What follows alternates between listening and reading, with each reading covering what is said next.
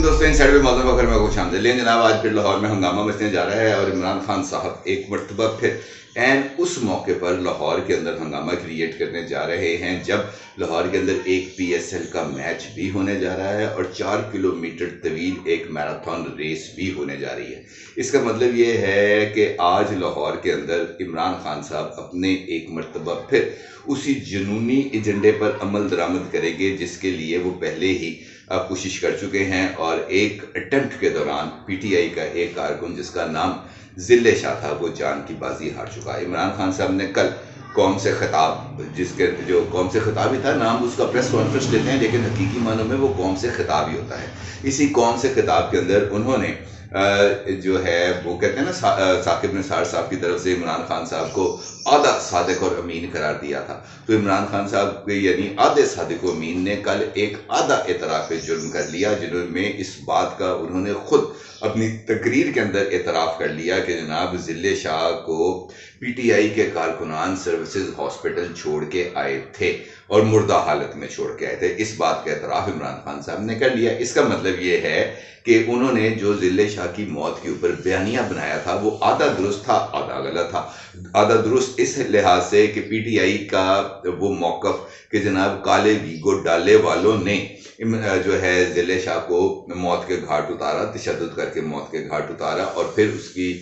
जो लाश है उसको जाकर सर्विसेज हॉस्पिटल के सामने रख दिया। ये बयानिया इस हद तक तो कम अज़ कम गलत साबित हो गया, क्योंकि खुद इमरान खान साहब ने इस बात की जो है वो तस्दीक कर दी कि PTI के कारकुनान ही थे जो जिले शाह की मैयत को लेके गए और जाकर सर्विसेज हॉस्पिटल में ड्रॉप कर दिया। इसके अंदर हकीकी मानों में वो वीगो डालो वालों का किसी तरह का कोई अमल दखल मौजूद नहीं था। यहाँ तक तो बात होगी सामने और आगे क्लैरिटी के साथ। इसका मतलब ये है कि इमरान खान साहब ने जो इससे पहले वाला मौका अपनाया था वो भी गलत था, और चूंकि उस मौके पर भी इमरान खान साहब की तरफ से रैली के इनेकाद का ऐलान किया गया था, जब लाहौर में ऑलरेडी 2 जो है वो रैलीज निकल रही थी और वो दोनों रैलीज लाहौर हाई कोर्ट के हुक्म पर जो है वो निकाली जा रही थी, क्योंकि ज़िले इंतजामिया ने उन 2 रैलीज यानी औरत मार्च और हया मार्च को भी निकलने से की इजाज़त देने से इनकार कर दिया था। अब भी लाहौर के अंदर एक ऐसी ही सिचुएशन है जिसकी बिना पर ज़िले इंतज़ामिया ने, पंजाब गवर्नमेंट ने एक मरतबा फिर लाहौर में दफ़ा 144 का नफाज भी कर दिया है और इस मरतबा रेंजर्स को भी खुसूसी तौर पर तलब कर लिया गया है। और इस वक्त रेंजर्स जो हैं वो ज़मान पार्क और रैली के रूट के ऊपर वहाँ पर मौजूद हैं। और हैरत की बात यह है कि इस मरतबा भी इमरान खान साहब और उनकी जमात की तरफ से कतई तौर पर इस बात का इजहार नहीं किया गया कि उनकी रैली ने आखिरकार किस रूट से निकलना है, उसका स्टार्टिंग पॉइंट क्या है, उसका एंडिंग पॉइंट क्या है। इमरान खान साहब की तरफ से सिर्फ एक तकरीर और उस तकरीर के बाद एक लेटर जिसके अंदर ये बात लिखी गई है कि जनाब PTI एक रैली निकालना चाहती है और इमरान खान साहब उस रैली की क़यादत करेंगे। इसके अलावा किसी तरह की कोई तफसीलात वहाँ पर नहीं पहुँचाएंगी। इसका मतलब ये है कि इमरान खान साहब एक मरतबा फिर अपने अनफिनिश्ड एजेंडा को तकमील देना चाहते हैं। उनका अनफिनिश्ड एजेंडा क्या है? अदम इस्तेहकाम। अदम इस्तेहकाम उनको क्यों ज़रूरी है? क्योंकि उनको इस वक्त इस बात का अंदाज़ा है कि खुद उनकी अपनी जमात के अंदर बहुत बड़ी टूट फूट होने जा रही है और इसके साथ साथ उन्हें इस बात का भी अंदाज़ा है कि इन इंतखाबात की सूरत में वो अपने पसंदीदा नताइज हासिल नहीं कर पाएंगे, क्योंकि उनके जो तमाम तर ख्वाहिशात और मुतालबात थे वो एक एक करके मुस्तरद किए जा चुके हैं। और ख़ास तौर पर रिसेंटली खुद शाह महमूद कुरैशी साहब ने इमरान खान के बयानिए के ऊपर बिजली गिरा दी थी। इलेक्शन कमीशन ऑफ पाकिस्तान से मुलाकात में पाकिस्तान तहरीक इंसाफ की लीडरशिप की तरफ से ये बात सामने आ गई थी बड़ी क्लैरिटी के साथ कि जनाब हमें कोई इतराज़ नहीं है, अगर आपको रिटर्निंग ऑफिसर्स अदलिया से नहीं मिलते तो आप ना ले लें, अदलिया से ना लें, आप ले लें जनाब ब्यूरोक्रेसी से। और इसके ऊपर इलेक्शन कमीशन ने भी, चूँकि यही ख्वाहिश थी और इलेक्शन कमीशन ने भी ब्यूरोक्रेसी से ले लिए। बाद में शाह महमूद कुरैशी की हो गई क्लास और उसके बाद इमरान खान ने एक मरतबा फिर अपनी ही पार्टी लीडरशिप को जो है वो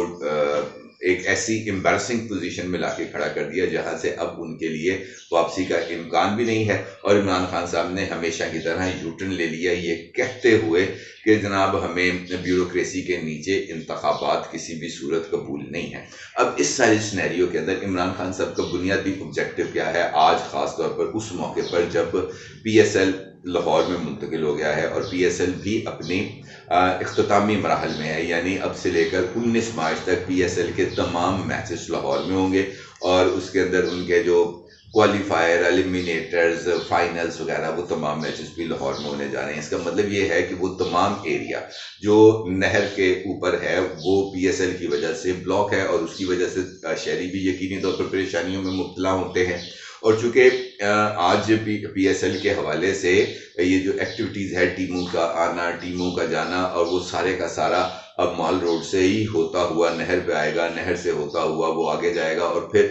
قذافی اسٹیڈیم پہنچنا ہے انہوں نے۔ تو اس روٹ کے اوپر اگر آپ ریلی نکالیں گے تو پھر ایک جو ہے وہ خطرات موجود رہتے ہیں، کیونکہ ماضی کے اندر بھی پاکستان کے امن و امان کے حوالے سے جو حالات تھے اس کو کسی بھی طور پر تسلی بخش نہیں قرار دیا جا سکتا۔ تو کنڈیشنز اور حالات دونوں ہی بہت زیادہ اس حوالے سے خطرناک ہیں، اور عمران خان صاحب کی طرف سے جو اختیار کیا گیا ہے موقف، وہ بھی یقینی طور پر اس کو بھی ہم قابل پذیرائی قرار نہیں دے سکتے۔ تو مطلب یہ ہے کہ عمران خان صاحب اپنے اسی انفنشڈ ایجنڈے کو لے کے آگے بڑھ رہے ہیں۔ وہ لاشیں اور وہ خون جو عمران خان صاحب کو پہلے میسر نہیں آ سکا تھا جب انہوں نے ریلی کا اعلان کیا تھا، آلدو کہ سارا دن زمان پارک اور اس کے قرب و جوار میں پولیس اور پی ٹی آئی کے کارکنان کے درمیان جھڑپیں جاری رہی تھیں۔ وہاں پر پی ٹی آئی کے کارکنوں کی طرف سے پتھراؤ کیا گیا تھا، اور پولیس کی طرف سے جوابی کارروائی کی گئی تھی، واٹر کینن کا استعمال کیا گیا تھا، ٹیئر گیسنگ ہوئی تھی، شیلنگ ہوئی تھی، اور سارا دن وہاں پر جو ہے وہ ہنگامہ مچا رہا تھا۔ اور اس کے باوجود بھی ضلع شاہ کا جو واقعہ ہے یا ثانیہ ہے، آپ اس کو یقینی طور پر کسی بھی پولیٹیکل ورکر کی جو ہلاکت ہے اس کی تعریف تو کسی بھی صورت ممکن نہیں ہے، نہ ہی کسی کو اس کی تعریف کر کوئی بھی ایسی بات کر سکتا ہے۔ البتہ ایک مرتبہ پھر اسی ایجنڈے کو لے کے آگے بڑھنا، اسی طریقے سے اپنی جو ضد ہے اس پہ قائم رہنا، اس کا بنیادی مقصد صرف اور صرف یہ ہے کہ عدم استحکام کریٹ کیا جائے۔ ایک جانب انٹرنیشنل لیول پر جب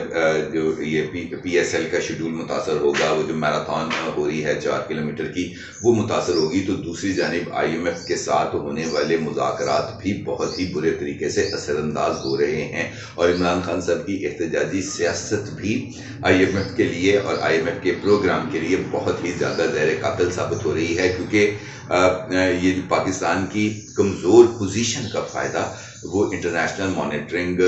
جو ادارے ہیں وہ اس کا فائدہ اٹھا رہے ہیں۔ بلکہ اگر آپ نے 2 دن پہلے امریکی محکمہ خارجہ کی طرف سے جاری کردہ بیان بھی پڑھا ہو تو اس میں بھی یہ بات واضح طور پہ لکھ گئی ہے کہ نیٹ پرائس کی طرف سے کہ جناب ہمیں کوئی لینا دینا نہیں ہے پاکستان کی سیاست سے، پاکستان کی سیاست والے اپنا فیصلے خود کریں۔ البتہ پاکستان کو آئی ایم ایف کے ساتھ اپنی بات چیت کو اور بات چیت میں طے پانے والی چیزوں پر جو ہے اس پر لیٹرنٹ اسپرٹ عمل درآمد کرنا ہوگا، کیونکہ اگر پاکستان نے معاشی ترقی کی منزل حاصل کرنی ہے تو اس کے لیے آئی ایم ایف کے پروگرام میں جانا ضروری ہے۔ یعنی اس کا مطلب یہ ہے کہ یہ جو آئی ایم ایف کی طرف سے پاکستان کی آرم ٹوئسٹنگ ہو رہی ہے، وہ یہ جو بازو مروڑا جا رہا ہے، اس پر بھی امریکہ کی اشیرباد حاصل ہے۔ اور اگر امریکہ کی اشیرباد حاصل ہے تو میں یہ سمجھتا ہوں کہ اس کے پیچھے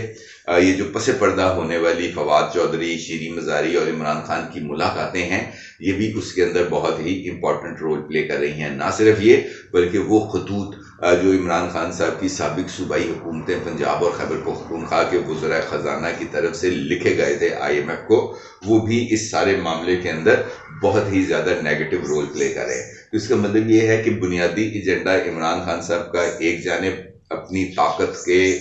استعمال کو یقینی بناتے ہوئے اپنے کارکنان کی خون سے ہولی کھیلنا ہے، اور ان کو اور اس کے نتیجے میں